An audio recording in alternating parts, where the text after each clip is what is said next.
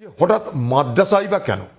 আরও তো অনেক কিছু আছে, মন্দির আছে, গির্জা আছে, অনেক কিছু আছে। অনিয়মিততা, ইরেগুলারিটিস, অর্থাৎ নিয়ম না মেনে কোথায় মাদ্রাসা হয়েছে সেটা দেখার চেষ্টা করা হচ্ছে। নিয়ম না মেনে এ বাংলায় সবই তো হয়েছে।